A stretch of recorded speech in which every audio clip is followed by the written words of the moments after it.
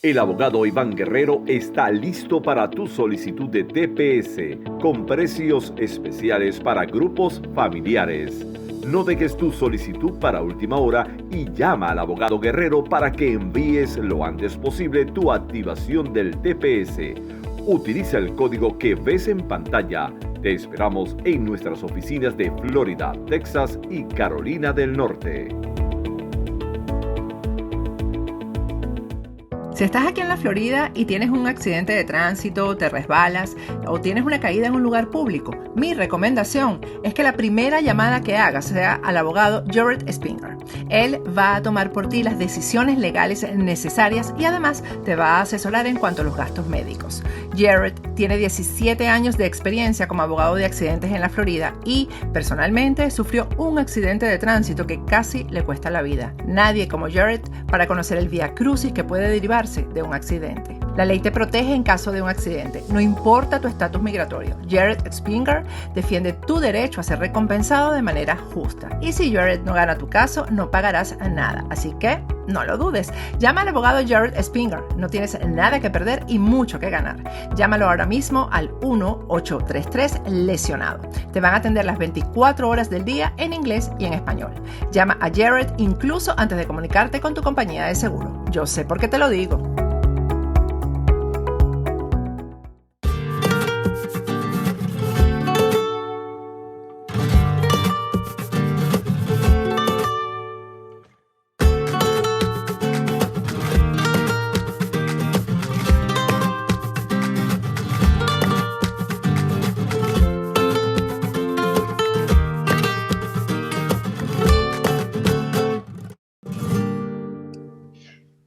Buenos días, amigos y amigas de Café de Economía.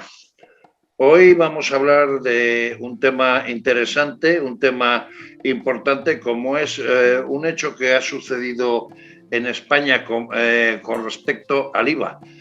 Ese impuesto que pagamos todos y que de una u otra manera también pagan las propias administraciones, como es el caso de las comunidades autónomas y los ayuntamientos. Y desde hace ya algún tiempo viene habiendo una importante polémica en España, porque el IVA, el gobierno que tenía que haber dado a las comunidades autónomas y a los ayuntamientos está retenido. Pero este aquí que una comunidad importante, una comunidad histórica, nada más y nada menos que la comunidad de Castilla y León, ha ganado un pleito al gobierno, por lo cual tiene que recibir los IVAs correspondientes a partir, me parece que es del año 2017, ahora lo aclararemos con tranquilidad, y por ello vamos a tener con nosotros en Factores de Poder, aquí en Café de Economía, al consejero de Economía y Hacienda de Castilla y León, Carlos Fernández Carriedo, junto con nuestros tres tertulianos habituales. Hoy hay que decir que además está en franca mayoría, porque nada más y nada menos que él y nuestro querido Miguel Ángel Paniagua, los dos son de la provincia de Palencia, esa hermosa provincia que tiene un románico magnífico, que es un lugar espectacular para la caza y que además se come de vicio. Y también tiene ahí otra pequeña aliada como es Alicia García, que aunque también, aunque no es en este caso de Palencia, es de Castilla y León. Así que, José Vicente, tú y yo a sacar los guantes de boxeo y a exprimir al consejero en cuanto a que nos dé noticias. Y eso que tú tienes algún tipo de relación con el condado de Treviño, ¿no? O sea, casi todos sois de Castilla y León. Sí, pero antes de empezar, permitidme que diga que Factores de Poder es una compañía internacional de comunicación que está radicada en Miami, que tenemos influencia tanto en Estados Unidos como Latinoamérica y ahora con una importante penetración en España. Y si ustedes, amigos de Factores de Poder, tienen algún tipo de interés en mejorar su proyecto personal, su proyecto profesional, su comercio, su marca o su industria, pues no se olvide que Factores de Poder tiene unos programas fenomenales hechos por profesionales de primera línea y que por otra parte se caracteriza por llevar a cabo sus programas con rigor, con la veracidad por delante y sobre todo por la calidad de sus personajes. Baste ver el que tenemos hoy en Café de Economía con el consejero de Economía y Hacienda de Castilla y León. Y para ello, si ustedes quieren aventurarse con nosotros para tener un gran futuro de cara al próximo tiempo, pues vengan a Factores de Poder a través de nuestra web www.factoresdepoder.com, en donde nuestros asesores de marketing, comunicación y comerciales pues analizarán sus ideas, sus pretensiones y le darán aquella propuesta que a usted le convenga más para su beneficio. Bien, una vez dicho esto y repitiendo los buenos días a todos, vamos a hablar con el consejero de Economía y Hacienda, con Carlos, para que nos cuente esa importante victoria que ha tenido Castilla y León con respecto al gobierno, porque hablábamos de que el IVA, ese dinero que pagan tanto los ayuntamientos como las comunidades autónomas, estaba retenido desde hace ya bastante tiempo por el gobierno de Pedro Sánchez y que se negaba a darlo la ministra de Hacienda. Pero este aquí que Castilla y León, pues como si fuera las guerras de antaño, acudió a los tribunales y le ha ganado la batalla. Carlos, cuéntenos un poco qué es lo que ha sucedido con esto del IVA, que la verdad que ha sido sangrante para las comunidades autónomas antes de la pandemia y posterior a la pandemia. Pues lo has descrito muy bien, Eugenio. El gobierno modificó en su momento el criterio de pago del IVA y como consecuencia de esa modificación, pues decidió quedarse con un mes de la mensualidad del IVA que correspondía con las comunidades autónomas. En definitiva, el dinero que tenía que llegar para prestar servicios públicos que ofrecemos las comunidades autónomas se lo quedó el gobierno para sí mismo. Esto es lo que nosotros hemos recurrido porque lo tenía que haber pagado ya en el año 19 con la liquidación del sistema de financiación y lo hemos recurrido nada menos que ante el Tribunal Supremo. Y la sentencia es muy clara, quien quiera pues la puede consultar, pero viene a reflejar básicamente dos cosas. Por un lado, que la Junta de Castilla y León ha utilizado todas las vías dentro de la lealtad institucional para solucionar este tema fuera de los tribunales. Es decir, que desde la mano tendida pues fuimos al gobierno mediante cartas, pidiendo reuniones, intentando que esto se resolviera por la vía del diálogo y del acuerdo y nunca tuvimos una respuesta y no nos quedó más remedio que acudir ante el Tribunal Supremo, quien claramente ha certificado que lo que pagan las personas en sus impuestos tiene que devolverse a esas personas en forma de servicios y no quedárselo por parte del gobierno y no quedárselo Pedro Sánchez, que es lo que había hecho. Hablando de servicios y de dinero, de las personas que son contribuyentes, pero a la vez son personas que se benefician de los servicios que pagan con sus impuestos. Y hablando de servicios y de dinero, ¿a qué cuantías corresponden este dinero que tiene que devolver el gobierno de la Nación a Castilla y León? Pues en el caso de Castilla y León son 182 millones de euros. Madre mía, ese dinero para toda la problemática de la pandemia del COVID, para reforzar los hospitales, comprar mascarillas, respiradores y tal, hubiera sido fenomenal, ¿no? Y lo será en el futuro, cuando nos lo paguen, que todavía no lo han pagado, pues nos vendrá muy bien para los servicios públicos y también para prestar ayuda a las personas y a las empresas, a las pymes y a los autónomos que lo están pasando tan mal en estos momentos y que estos recursos les va a venir muy bien para poder mantener su actividad productiva en este momento tan difícil. José Vicente, empieza tú, si te parece, y comentario, pregunta al consejero.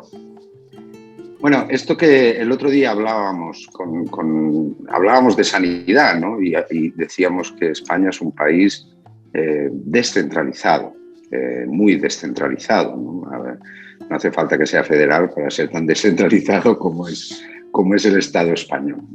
Y poníamos el ejemplo de sanidad, que el gobierno pues intentó centralizar las compras sanitarias al principio de la pandemia y se encontró que no pudo porque los que tenían la expertise eran las comunidades autónomas, que es lo que llevaban haciendo ya desde hace 20 años, ¿no? Y este país tan descentralizado pues también tiene descentralizado la financiación y a llegar financiación a las comunidades autónomas que prestan dos grandes servicios del estado de bienestar, la educación y la sanidad y también en parte los servicios sociales. Y para ello pues se hace un sistema de financiación en base al reparto de impuestos, que es lo que ahora está hablando el consejero, ¿no? Y un 50% del IVA se reparte o se distribuye a través del sistema de financiación a las comunidades autónomas. Lo digo porque como nos ven y nos oyen en Miami, pues hemos de intentar explicar cómo funciona España, que a veces es muy complicado, ¿no? Sí. Y es verdad que en este sistema o en este país descentralizado, pues el principio de cooperación es fundamental y el principio de lealtad institucional es fundamental. Y no había seguido el principio de lealtad institucional la señora Montero cuando se desentendió del IVA del año 2017. ¿Qué pasó en el año 2017? Pues que gracias a un sistema mucho más ágil en que las empresas tenían que declarar el IVA cada mes a través de facturas y Hacienda conocía perfectamente cuánto se liquidaba de IVA cada mes, pues el Estado recaudó, en vez de 12 meses, recaudó 13. Y efectivamente eso se corregía 2 años después, en el 19, con la liquidación definitiva, porque se hace una liquidación a cuenta y 2 años después se hace la definitiva. Y como han hecho Castilla y León, pues cuando Montero dijo que no devolvía ese dinero, pues recurrió y evidentemente el Tribunal Supremo le ha dado la razón. Pero es que Montero nos tiene habituados a mentirnos siempre, no dice ni una verdad y se ve obligada cada vez a rectificarse. Esta vez la rectifica el Tribunal Supremo, pero normalmente se ve obligada a rectificarse. Ya nos pasó cuando en el año... Pero si 2019... Montero, perdona José Vicente, pero si Montero la hizo mucho más gorda. En la época que todavía el Partido Popular estaba en el gobierno y Susana Díaz al frente de la Junta de Andalucía, montó nada más y nada menos que un dictamen en el Parlamento de Andalucía y también con los agentes sociales y partidos políticos para que el gobierno de la nación le devolviera 4.000 millones a Andalucía en este tema que consideraba que era prioritario. ¿Y quién era la consejera de Hacienda, la dueña de las perras de Andalucía? Pues la actual ministra de Hacienda. O sea, sí, que lo que ella reclamaba en Andalucía ahora no lo da en este caso a Castilla y León y al resto de las comunidades autónomas, ¿no? Ella de consejera era muy autonomista y de ministra es muy centralista, ¿no? Que esto es lo que nos dice. Pero quiero decir todo que para ella. Se ha tenido que rectificar cada vez. Se rectificó en el 19 cuando le decíamos, oiga, actualice las entregas a cuenta del sistema de financiación a las comunidades autónomas, y ella decía, es que estoy en funciones, tengo un informe de abogacía que no me lo permite. Pero 5 días antes de las elecciones sí que pagó, ¿eh? Y porque claro, había elecciones generales. Luego con los remanentes de los ayuntamientos, oiga, tiene que usted dejar de utilizar los remanentes. No, es que no se puede porque hay que cambiar la Constitución, los tratados internacionales prácticamente, y sin embargo se vio obligada, quitó las reglas fiscales y evidentemente pues dejó de utilizar los remanentes. Y ahora con esto del IVA ha pasado exactamente lo mismo. Ha tenido que venir el Tribunal Supremo vía el buen trabajo que hace el consejero en Castilla y León para que eso se reconociera, ¿no? Yo lo que sí que quería preguntar, Carlos, es esta visión, ¿no? ¿Cómo se engrasan las relaciones de lealtad institucional, ¿no?, entre el gobierno de Castilla y León y el gobierno de España en materia financiera, ¿no? ¿Qué visión nos puedes dar de cómo funciona eso, ¿no? Porque si habéis tenido que ir al Tribunal Supremo a reclamar, pues es que os han escuchado poco, ¿no? Y no va a ser la primera región que vaya, pero bueno. Consejero, conteste, por favor. Sí, tienes razón, nos han oído, pero no nos han escuchado. La relación de lealtad tenía que ser una relación de ida y vuelta. El Tribunal Supremo expresamente en su sentencia viene a reconocer que Castilla y León ha utilizado bien el principio de lealtad, que ha ido siempre con la mano tendida, ofreciendo diálogo, voluntad de acuerdo, y que nos hemos encontrado en el gobierno de España pues absolutamente una puerta cerrada, alguien que no ha querido escucharnos, que ha considerado que no tenía que atender esta solicitud y que no dejó más remedio que acudir a la justicia para resolver este asunto. A nosotros nos hubiera gustado no llevar este asunto a la justicia y que se hubiera resuelto desde el diálogo, desde el acuerdo, y que hubiera salido también de la voluntad de ambas partes, pero al final la lealtad ha sido una cosa ejercida solo por una de las partes, en este caso por la Junta de Castilla y León, cuando tendría que haber sido ejercido por los dos. Y por tanto, yo sí que veo que en España en este momento tenemos una relación de lealtad que no es de ida y vuelta. Es desde las comunidades autónomas lealtad hacia el gobierno, pero el gobierno no tiene esa lealtad con las comunidades autónomas. Y lo que es peor, porque no se trata de la lealtad con las administraciones de las comunidades autónomas, se trata de lealtad con los servicios que prestamos las comunidades autónomas y, por tanto, con las personas que se benefician de esos servicios. Porque al final, detrás de esta decisión, pues hay mucha gente que está esperando una atención sanitaria, una atención de los servicios sociales, un servicio educativo que no puede ser atendido financieramente de la forma adecuada, precisamente porque el gobierno se queda con el dinero de los contribuyentes y este dinero no llega a su finalidad última, que es prestar servicios. Y estamos hablando de las antiguas 30.000 millones de pesetas, nada más y nada menos, que lo que hubiera supuesto, por ejemplo, para el inicio de la pandemia, cuando la provincia de Burgos, una de las pertenecientes a Castilla y León, lo pasó tan mal por las dificultades que hubo para poder abastecer bien la sanidad debido a la pandemia, ¿no? Claro, efectivamente. Yo cuando oí antes a José Vicente, yo creo que también el gobierno se comprometió en aquel momento a comprar ese material de protección y no lo compró. Yo no creo que sea porque las comunidades autónomas tengamos más capacidad. Es porque las comunidades autónomas hemos sido mejores que el gobierno. Y lo hemos sido mejores no que el gobierno, sino mejores que este gobierno. Y yo creo que el gobierno ha dado pocas explicaciones de por qué se comprometió a adquirir ese material de protección, por qué las comunidades autónomas nos confiamos en que lo iba a adquirir el gobierno como no hizo y no lo adquirimos nosotros en esa primera etapa, y cómo al final nos vimos obligados todos por nuestra cuenta, dando una imagen yo creo que nada positiva de España en el conjunto del mundo, a ir 17 comunidades autónomas comprando, en vez de ir un único comprador que hubiera sido el gobierno de España en nombre de todos nosotros. Yo creo que aquello fue un error, que fuéramos 17 comunidades autónomas por todo el mundo intentando comprar material de protección y estando siendo desamparados por quien podía habernos acogido a todos nosotros, que hubiera sido el gobierno de España. Yo creo que ahí el gobierno perdió una excelente oportunidad, no solamente de ayudar a la gente, sino una oportunidad también de hacer país, de dar una imagen positiva de España y de acogernos a las comunidades autónomas. Y ahora, ¿qué es lo que ha pasado? Que cada comunidad autónoma se ha buscado la vida por su cuenta y al final las comunidades autónomas hemos adquirido más prestigio ante nuestros ciudadanos, y eso ha servido, en cierto modo, aprovechado por quienes no creen en la idea de la España constitucional como la entendemos, y para debilitar a España sobre la idea de un gobierno que se ha acabado debilitando a sí mismo y a la propia posición que tenía dentro del contexto internacional. Alicia, tú que eres de Castilla y León y que además has sido en un tiempo consejera de la Junta de Castilla y León, darle una pregunta a tu compañero. He sido, sí, consejera y compañera de Carlos. Una suerte de compañero. Yo la verdad que te tengo que felicitar, Carlos, porque sin duda este recurso y haberlo ganado pues sitúa a Castilla y León una vez más a la cabecera en muchas iniciativas, ¿no? Y yo pienso en esos 182 millones que deberían de haber ido destinados precisamente a paliar o a reforzar unos servicios públicos muy fortalecidos como los que hay en Castilla y León, como es la sanidad, la educación o los servicios sociales, ¿no? Reconocidos por organismos independientes, que no es que yo esté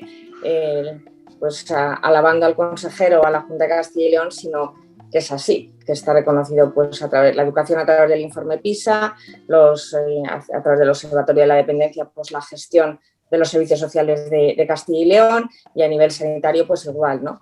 Entonces se ha perdido una oportunidad, pero que vosotros habéis estado hábiles y habéis conseguido pues ganar esta sentencia. Nosotros en el Congreso hemos presentado iniciativas, todos los diputados, a nivel, cada uno en su autonomía, referidas a su autonomía, a su comunidad autónoma, con el fin también pues de solicitar al gobierno pues igualmente que pague el IVA al resto de comunidades autónomas siguiendo la estela de Castilla y León, ¿no? O sea, que yo creo que habéis servido de ejemplo.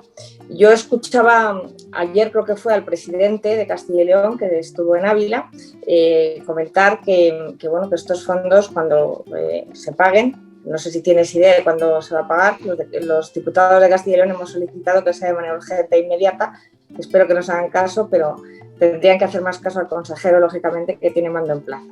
Entonces, ¿cuándo pensáis recibir esos fondos y a qué se piensan destinar, ¿no? Porque oía que yo creo que lo quería destinar el presidente, o se quería destinar a ayudar a empresas, bueno, pues a autónomos, entiendo, pymes, y a los que peor lo están pasando. Así es. Oye, pues muchas gracias, Alicia. Alicia ha sido un ejemplo, ahora estamos hablando de ingresos, pero un ejemplo de buen gasto, porque la administración funciona cuando se ingresa teniendo en cuenta la capacidad de los ciudadanos y, por tanto, no friéndoles a impuestos. Esto también es lo que hacemos en Castilla y León, teniendo una política fiscal moderada, pero luego cuando tienes buenos gestores que gastan bien y gastan eficientemente, porque Alicia es un buen ejemplo de que con unos recursos muy escasos haber situado a Castilla y León en la cabeza de España en los servicios de dependencia. Hoy estoy bien rodeado de castellanos y leoneses, también de Miguel Ángel, que es palentino, Alicia es abulense, y justo son las dos tierras de Pablo Casado, con lo cual también están aquí magníficamente representadas. Efectivamente, ayer el presidente de la Junta de Castilla y León anunció que ese dinero va a llegar a la gente cuando nosotros lo recibamos, y fundamentalmente a quienes peor lo están pasando en este momento. Ya no es el momento más grave de la pandemia el que destinábamos fondos a los servicios públicos, ahora es el momento de la recuperación económica, y en este contexto nos parecería muy bueno pues, poder ayudar a las pymes, a los autónomos, a las empresas de Castilla y León pues, a salvar esta situación que la que estamos atravesando. El año pasado estuvimos entre las comunidades autónomas con menor recesión dentro del contexto nacional. Acabamos el año con la tercera menor tasa de paro de toda España, y nosotros queremos ayudar a todas esas empresas que tan mal lo están pasando en este momento, y ese es el destino final de estos recursos. ¿El cuándo lo vamos a cobrar? Nosotros queremos en cuanto antes. Nada más recibir la sentencia. Yo escribí una carta a la ministra Montero, también muy amable, tendiéndole la mano para que si fuera necesario nos reunamos para establecer el mecanismo y la forma en que lo van a pagar. Incluso si ellos creen conveniente convocar el Consejo de Política Fiscal y Financiera, porque consideran oportuno pues, que se extendiera este pago al resto de comunidades autónomas, que estamos todas en unas circunstancias, aunque es verdad que la sentencia la ha ganado exclusivamente hasta este momento Castilla y León. A día de hoy no me ha contestado, está muy preocupada y tiene grandes planes, como ha demostrado estos días, sobre todo en materia impositiva, ¿no? Que son muy distintos. De eso vamos a hablar, consejero. Miguel Ángel, hazle una pregunta al consejero, que luego vamos a entrar en materia en cuanto a situación económica, bajada de impuestos y cosas interesantes que nos debe contestar el consejero. Pero como es de tu provincia, dale caña, ¿eh? Al revés. Paisano y buen amigo, todo lo contrario. No, yo, bueno, primero estoy encantado de que estés aquí con nosotros hoy, y me gusta mucho todo lo que hacéis, todo lo que estáis haciendo, todo el trabajo que habéis hecho en esta legislatura. Yo quería preguntarte, porque eres ministro de Economía y de Hacienda, entonces, por un lado quería preguntarte cómo habéis pasado con el incremento de gasto tan importante el año pasado, durante la pandemia el año pasado y este año, en medidas de protección, en ayudas a las personas más desfavorecidas, en sanidad, en educación, todo lo que habéis tenido que gastar con unos presupuestos tan ajustados como seguramente tendríais. Y en segundo lugar, claro, al final la inmensa mayoría del presupuesto de una comunidad autónoma va directamente a servicios sociales o a servicios directos a los ciudadanos, y tenéis poco margen quizá para, por ejemplo, el tema de las ayudas directas a empresarios y autónomos, que es algo que debería haber hecho el Estado ya desde hace meses. Se lo pedimos desde el verano pasado, que ya sabíamos que iba a haber problemas de solvencia en muchísimos sectores y que lo necesitaban, y aún todavía, aunque ya lo ha aprobado, todavía no está el dinero. Las pocas ayudas que ha aprobado todavía no han llegado a los sectores, ¿no? Y entonces me gustaría preguntarte cómo podéis hacer para intentar dar todo lo que podéis dentro de vuestras limitaciones presupuestarias, y cómo habéis sufrido este año presupuestario con esta pandemia y con esta situación tan dramática. Pues es verdad lo que dices, Miguel Ángel, que también es un ejemplo en el Congreso de llevar estas políticas de libertad que hoy representa el turbo parlamentario en el Congreso. Bueno, las cuentas de las comunidades autónomas han tensionado extraordinariamente durante la pandemia. No hay que olvidar que ya veníamos de un año 19 donde apreciábamos una desaceleración económica. A partir de quizá los últimos meses del 18, pues apreciábamos que el ritmo de crecimiento económico, que había sido muy intenso, pues empezaba a debilitarse, y el año 19 fue el peor de los últimos años. Pero todavía había crecimiento económico. El año 20 ya fue un año muy negativo, en recesión. Bueno, en el caso de Castilla y León, a pesar de que somos de las comunidades autónomas con mejor comportamiento durante el año pasado y con menor nivel de recesión, pero perdimos en un solo año lo que habíamos ganado en términos de PIB en los 3 anteriores, lo que nos da una idea del impacto que esto ha tenido. ¿Cómo se ha tensionado nuestras cuentas públicas? Que es lo que preguntas. Pues yo creo que de 5 formas, ¿no? Primero, porque hemos tenido que hacer un esfuerzo gigantesco, y lo seguimos haciendo, en materia sanitaria. no solo equipos de protección, es que hemos contratado un montón de profesionales en sanidad. Hoy en día, yo creo que en el conjunto de las comunidades autónomas, pero el caso de Castilla y León, que es el que más conozco, no hay profesionales sanitarios en el paro porque todos están contratados con motivo de esta pandemia. Pero, lógicamente, el esfuerzo de la cantidad de test que hemos hecho, el fortalecer las UCIs y crear más servicios para esas unidades de cuidados con motivo de la pandemia, o finalmente todo el esfuerzo en materia de vacunación que nos está situando entre las comunidades autónomas con más porcentaje de personas vacunadas, pues es un esfuerzo gigantesco que ha tenido un coste ciertamente relevante. Lo segundo, pues ha sido, naturalmente, tú lo decías, la protección social. Esta crisis económica ha tenido una vertiente que es la protección social, con un doble lado que conoce muy bien Alicia, que es la gestión de servicios sociales, nuestras residencias de mayores, centros de discapacidad, etcétera, pero también la voluntad que hemos tenido de apoyar y respaldar a aquellas personas y colectivos que lo estaban pasando peor durante estos meses a través del Banco de Alimentos, a través del refuerzo de la renta garantizada de ciudadanía. Un tercer ámbito fueron los servicios públicos. A veces solamente pensamos la sanidad, los servicios sociales, también la educación se ha visto resentida. Aunque parezca que no tiene que ver con la pandemia, en Castilla y León tenemos 1.100 profesionales en educación contratados este año, más de los que tuvimos en el curso anterior. ¿Por qué? Pues porque donde había a veces 2 clases en un mismo curso de 23 alumnos, hoy tenemos 3 clases de 15 alumnos. Como consecuencia de la pandemia, pues tenemos que tener menos alumnos por clase, más distancias entre los alumnos y, lógicamente, hemos duplicado muchas unidades, teniendo que contratar profesores para cada una de ellas con un coste ciertamente gigantesco. O igual nos pasa en el tema del transporte, porque hemos seguido manteniendo el transporte interurbano, pero, lógicamente, como la gente ha viajado menos, pues ha habido un déficit muy importante, el gasto en transporte es el mismo, el ingreso ha sido mucho menor, pues ha habido que financiar con muchísimo esfuerzo ese mayor gasto. El cuarto apartado sería el tema económico que tú estás describiendo.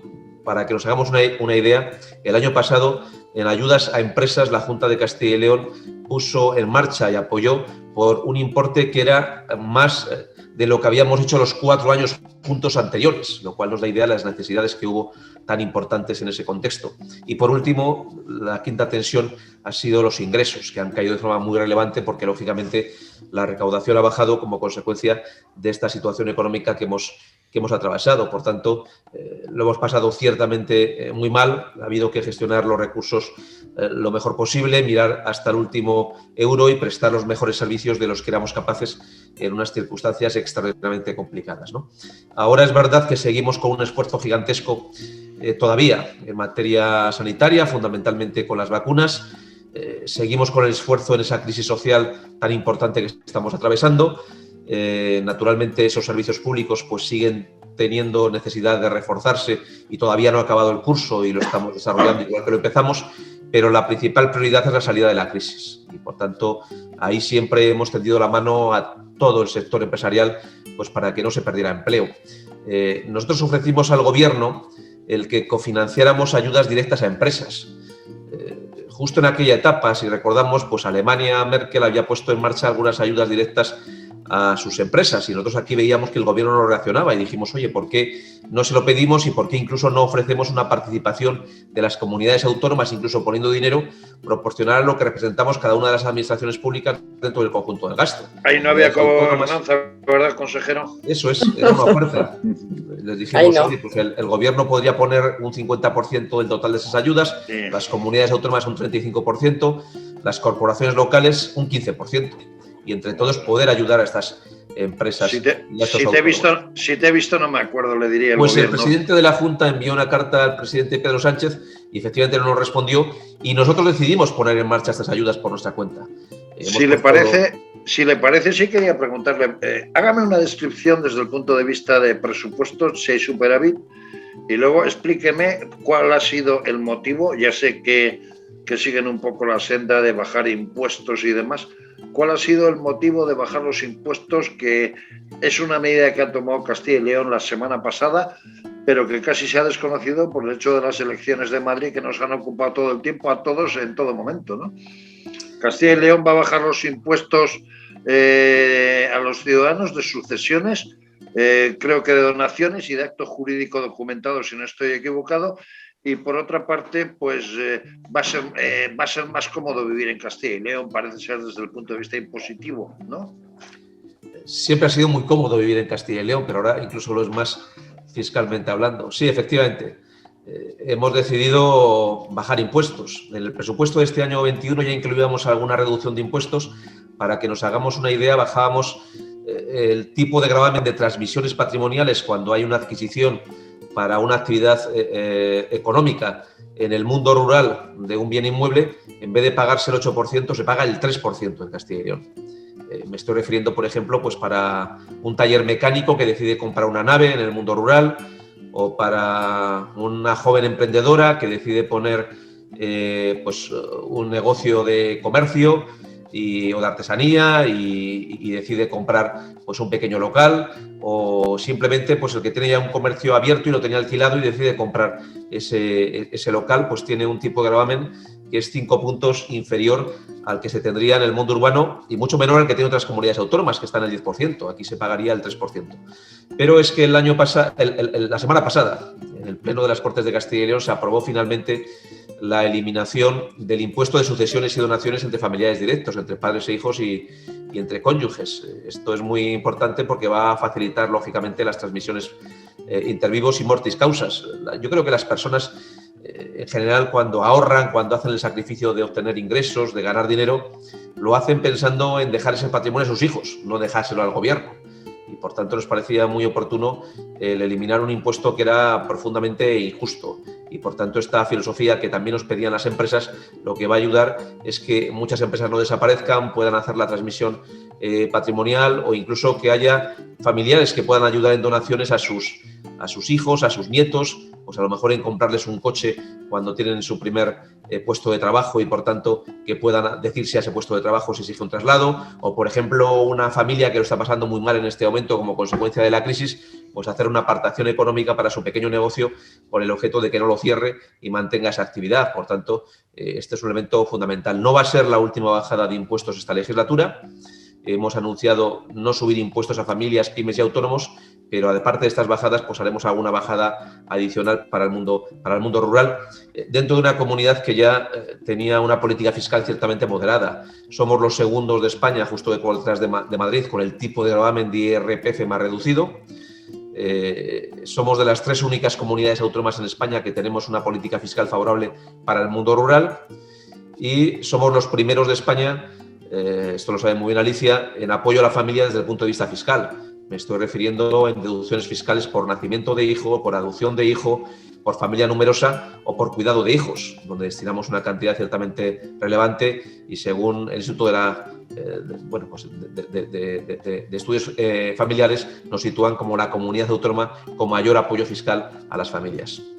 Hay que decir que ahora, y ahora te paso la palabra a José Vicente, que su comunidad se caracteriza sobre todo por el hecho de lo que se suele llamar la España vaciada, porque es una comunidad de gran extensión, una de las mayores de España. Desde ese aspecto, ahora mucha gente de grandes ciudades y de capitales se está trasladando a pueblos, y a veces se encuentran problemas con el tema del Internet y luego por la falta de ayudas para poder desarrollar su trabajo vía teletrabajo o de otros métodos nuevos que nos ha traído esta pandemia. En ese tema, ¿qué ayudas y cómo ayuda la Junta de Castilla y León a todas esas personas que quieran llevar a cabo esas iniciativas desde lo que llamamos la España rural o la España vaciada? Pues lo comenzábamos antes a describir. Es verdad que tenemos un problema muy serio, básicamente porque no solo en España, sino a nivel mundial, la gente vive en torno a las grandes ciudades y en torno a la costa. En Castilla y León no tenemos ni grandísimas ciudades de millones de habitantes, ni tenemos costa, y por tanto ese es un punto de partida. Ustedes vienen aquí a Laredo, donde estoy yo, con el tren que viene de Valladolid. A Laredo a bañarse. Esa es nuestra playa, ¿no? Eso es. Pero esta es una realidad. ¿Y qué supone esto? Pues que al final en la mayor parte del territorio de España vive la menor parte de la población de España. Nosotros ocupamos aproximadamente el 19% de la superficie de España, pero tenemos poco más del 5% de la población de España. Esto supone que tenemos una distribución territorial en España muy desequilibrada, pero esto ocurre también en el conjunto europeo y, por tanto, en esto tendríamos que hacer un esfuerzo muy especial, incluso a nivel europeo. Lo vimos con el Brexit. La principal desafección se vio en el mundo en el mundo rural. Quizá en el mundo urbano se entendía muy bien la idea de lo que es Europa, la conexión de las grandes ciudades, tienen más cerca los aeropuertos, la posibilidad de viajar, y en el mundo rural pues se vieron a lo mejor olvidados por Europa y la necesidad de ser apoyados, ¿no? Nosotros tenemos muy claro esa necesidad de apoyar y ahora es verdad que surge una oportunidad para este mundo rural, ¿no? ¿Qué estamos haciendo? Pues esta política fiscal muy favorable para el mundo rural que describíamos antes, no solamente con estas deducciones para las empresas en el mundo rural, sino también para los jóvenes que adquieren una vivienda para que paguen menos importe por la transmisión de esa vivienda, etcétera, que son incentivos ciertamente positivos desde el punto de vista fiscal. Luego tenemos apoyos específicos para las instalaciones en el mundo rural y algo que conviene destacar, ¿no? Que es esa política de servicios en el mundo rural, porque muchas veces lo que te pide la gente cuando vive en un municipio es tener un puesto de trabajo y también tener buenos servicios. Aquí en Castilla y León tenemos abiertos colegios con solo 3 alumnos. Cuando haya 3 alumnos en un municipio del mundo rural, mantenemos un colegio abierto. Ya sabemos que puede sonar a ineficiente, puede sonar a muy costoso el tener que mantener un colegio abierto y distribuir ese coste entre apenas 3 alumnos, pero nos parece que más ineficiente y más costoso es olvidarse del territorio, olvidarse de grandes espacios donde el ser humano siempre ha vivido, y es una grandísima oportunidad para seguir ocupando España en toda su extensión, los 500.000 kilómetros cuadrados, ¿no? Y esto es muy importante para nosotros. José Vicente, ibas a formularle una pregunta, pero, o sea, a por ello. No, quería decir al hilo de la reflexión que hacía el consejero Carlos en relación a la realidad presupuestaria del año pasado, ¿no? Del esfuerzo suplementario que hubo que hacer en gasto, de ver que al mismo tiempo la caída de ingresos era espectacular debido a las medidas que se tuvieron que adoptar de confinamiento de la demanda, ¿no? y de cierre de la oferta, ¿no? en nuestro país. Y al hilo de eso, yo lo puedo decir porque junto con Eugenio pues somos los que no somos de Castilla y León, hacer frente a ese esfuerzo en Castilla y León, yo creo que Castilla y León lo podía hacer mejor, porque Castilla y León tradicionalmente, ya desde los años 80, con los primeros gobiernos del Partido Popular, pues ha tenido siempre la vitola de ser una comunidad autónoma bien gestionada con una administración pública bien dimensionada, con mucha atención a sus sectores productivos, ¿no? Y yo además lo pude comprobar en la legislatura 11-15 con Pilar del Olmo en los consejos de política fiscal y financiera, ¿no? Es decir, eso te da la posibilidad, seguro que en una situación muy extraordinaria como fue el año pasado, pero claro, si eres capaz de afrontar eso, pues eres capaz de afrontarlo menos, ¿no? Y al mismo tiempo que una administración bien dimensionada que hace políticas públicas y gestiona bien los ingresos y hace las cosas que tiene que hacer, al mismo tiempo también tenía la vitola de ser de las primeras, y ahí Alicia tiene mucho que ver, en políticas de dependencia, en políticas en educación, ¿no? Estar en los primeros niveles del ranking, ¿no? Con lo cual se desmonta esta teoría de que gastando mucho va todo a ir mejor. No, hay que gastar bien, hay que gastar eficazmente, y es evidente que los consejeros de Hacienda, los ministros de Hacienda, tenemos una determinada visión, a veces demasiado rácana, ¿no? Pero como decía Rodolfo Martín Villa, o sea, respecto a los ministros del Interior, ¿no? Que hay un cierto hilo de solidaridad entre todos con los consejeros y ministros de Hacienda, pasa exactamente lo mismo, ¿no? Pero cuando hay que hacer el esfuerzo, pues, y Carlos lo ha explicado, se hace. Y se hace porque la mayor intención de todas, desde las áreas económicas de los gobiernos, es, oye, dar el mejor servicio a los ciudadanos como quieren los consejeros que están en las otras áreas, ¿no? O sea, la intención es la misma y la finalidad es la misma, ¿no? Quería hacer esa reflexión al hilo de lo que comentaba Carlos. Yo lo que sí diría, José Vicente, es que tú y yo no somos de Castilla y León, pero yo suelo pasar mucho por la provincia de Burgos, que industrialmente sorprende. Palencia, parte de su turismo, que empieza a ser una potencia en turismo, rival de la que estoy yo de Cantabria, porque tiene un románico espectacular, tiene industria de caza y tiene también cosas el sector de automoción, no lo olvidemos, de Valladolid y de otras provincias tampoco, pero Castilla y León no es la que era. Castilla y León es una de las regiones modernas de España. No podemos decir lo mismo de la otra Castilla, lamentablemente, ¿no? Pero, consejero, visto lo visto, yo le preguntaría, Castilla y León, ahora con esto de los planes con los planes estos que se pretenden traer de fondos de Europa, ¿qué pide o qué quiere que haga el gobierno por Castilla y León con respecto al futuro para evitar todo este daño que ha generado la pandemia? Pues, oye, una cosa primera, que nos escuche, que creo que no lo está haciendo, porque ha presentado ese plan nacional a Bruselas y nos vamos enterando de lo que dice ese plan nacional a medida que los medios de comunicación van obteniendo esos documentos que el gobierno ha presentado a Bruselas. Pero hubiera sido bueno quizá que hubiera consultado al Parlamento todo lo que ahí dice ese plan, que hubiera consultado a las comunidades autónomas, y nos vamos enterando de esa planificación en términos de subida de impuestos a través de los medios de comunicación y no a través del gobierno. Por tanto, participación y transparencia. Y a partir de ahí no se trata de tener mucho dinero, sino que se gaste y sirva para algo. Hemos vivido aquel plan E donde se gastó muchísimo dinero, nos acabó endeudando y se dio para poco. Por tanto, esta es una oportunidad que tenemos que aprovechar para transformar, para modernizar, para cambiar la realidad de nuestro territorio. Nosotros apostamos por ello y esa es la realidad. Lo decía muy bien José Vicente antes, ya no solamente es que hay quien piensa que gastar es sinónimo de tener buenos servicios, es que hay quien piensa que subir impuestos es necesario para tener buenos servicios. Nosotros, cuando la semana pasada debatíamos esto en las Cortes, hay que señalar aquí que la izquierda, tanto el PSOE como Podemos, votaron en contra de esa bajada de impuestos y presentaban enmiendas para subir los impuestos, porque ellos aducen que con más impuestos tendríamos mejores servicios públicos. Pero en Castilla y León hemos demostrado que somos capaces de tener impuestos bajos, tener buenos servicios públicos, como ha relatado antes Alicia, tener una tasa de paro menor que la media española y haber cerrado el año pasado con superávit presupuestario en situación de déficit. Y, sin embargo, en España tenemos los ejemplos justo lo contrario. Vemos que algunas comunidades autónomas que cobran muchos impuestos luego tienen malos servicios públicos, tienen mucho paro y encima tienen mucho déficit. Luego, le voy a poner un ejemplo de eso, que es su compañero de partido, en este caso Juan Bravo Laguna, que en 2 años ha dejado Andalucía, que no la conoce nadie desde el punto de vista de impuestos, porque Andalucía ahogaban a la gente y ahora la gente respira y encima se tiene superávit. En 2 años, dos superávit, eso para Andalucía, después de 37 años de socialismo, ha sido tremendo, ¿no?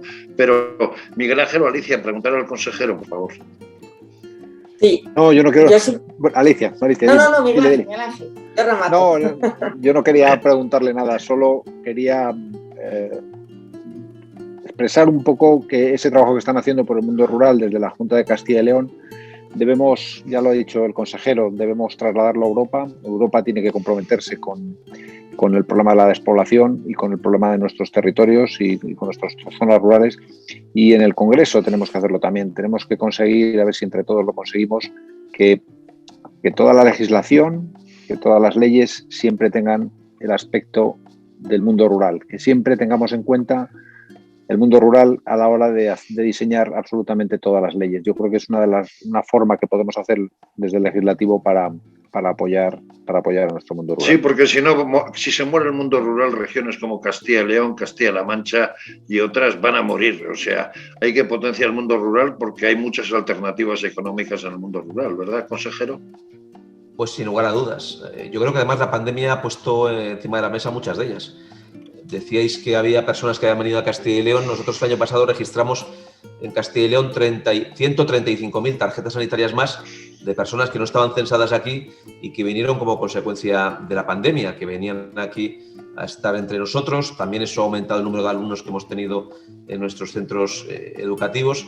Bueno, al final yo creo que la gente empieza a valorar lo que supone el mundo rural, que es un sitio descongestionado, donde la vivienda es más asequible, donde se puede ir andando al trabajo, donde no existen estos costes medioambientales, donde se puede disfrutar de la naturaleza, en fin, todo lo que hemos visto como grandes problemas de esta pandemia, las aglomeraciones, donde hemos visto que estas aglomeraciones derivan también en costes de transporte, derivan en tiempo perdido para ir al trabajo, derivan en costes de acceso a la vivienda, derivan en costes medioambientales, pues esta otra España, que también es España, pues esta España donde protegemos la naturaleza, donde el turismo es un turismo activo, donde se puede trabajar e ir andando al trabajo, donde la vivienda es mucho más asequible, pues es una España que tenemos ahora que apoyar. Y es verdad que el crecimiento económico de España a partir de los años 60 pues se centró en la urbanización de las grandes ciudades y en el abandono del mundo rural, pero los grandes países europeos creen en lo rural. Francia pues cree en lo rural, no se puede entender Francia sin lo rural, sin el compromiso con el territorio, y esto lo tenemos que entender también desde la perspectiva de España, apoyar al territorio y apoyar a las personas que ocupan ese territorio. Alicia.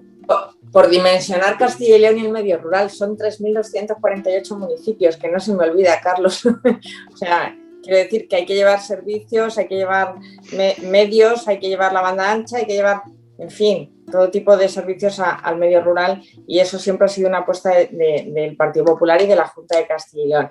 En cuanto a los fondos de recuperación que comentabas, Carlos, hoy precisamente ha sido la ministra la que ha informado en la Comisión de Asuntos Económicos sobre el plan de recuperación y el Plan Nacional de Reformas, y lo que enviaron a Bruselas el viernes. Entonces, hasta hoy no ha informado, aunque sí que han comunicado, creo que hasta 9 veces, lo que era el plan, es decir, en distintos puntos lo han vendido, mucho marketing, pero realmente el documento no lo hemos conocido hasta hoy, que nos lo han hecho llegar, bueno, hasta ayer que nos lo hicieron llegar, y hoy que lo ha presentado la ministra, ¿no? Bueno, no sé si tienes algo que aportar, pero parece, está claro que las comunidades autónomas no lo desconocen, pero creo que la COE también ha comentado que desconocen y están bastante desorientados, que no tienen toda la información precisa y necesaria que deberían de conocer, si lo que sí que se quiere es que se transforme el país y se avance y seamos más competitivos. Y eso, por un lado, sobre los fondos y el plan de recuperación, si nos puedes dar un poquito de luz. Y por otro lado, claro, un consejero que gana una sentencia que va a recibir 182 millones de euros del IVA, que baja impuestos y que ha conseguido aprobar los presupuestos generales para el año 21, tienes la legislatura hecha. Quedan 2 años muy importantes. Ya. No hay que perder ni un día y nos jugamos mucho. Es que Alicia, como buena consejera de área de gasto, se le ponen los dólares aquí cuando habla de los 182 millones. Pero no, y luego con los presupuestos, ¿sabes? Hay un montón de comunidades, yo no sé en Baleares, no sé si tienen presupuestos para la comunidad del año 21 aprobados y tal. Tener presupuestos, eso te da mucha holgura, ¿no? Que si las cosas vienen mal, se ha pasado también por una moción de censura y tal, tener la estabilidad que te da un presupuesto para gobernar, bueno, yo creo que las cosas en Castilla y León están bastante ordenadas, ¿no? Para terminar una legislatura en condiciones, aunque hubiera que prorrogar estos presupuestos. Nos da mucha tranquilidad, es verdad, y sobre todo un mensaje a la gente, que es que la estabilidad y la confianza cotizan. Aquí hemos sido capaces de aprobar estos presupuestos, y además no solamente con los partidos que apoyan al gobierno, sino con otros partidos que no están en el gobierno, y eso nos ha dado también muchísima tranquilidad en torno a estos presupuestos pensando en el futuro. Aquí también el Partido Socialista presentó una moción de censura y aunque intentó buscar tránsfugas por todos los lados, pues no consiguió sacarla adelante. Pero ha hecho que Isabel Díaz Ayuso le gane por 41 escaños. Efectivamente, sí. Se habla mucho de la moción de censura en Murcia, aquí también en Castilla y León lo intentaron provocando la existencia de tránsfugas, no lo consiguieron. Pero bueno, la realidad es que aquí lo tenemos.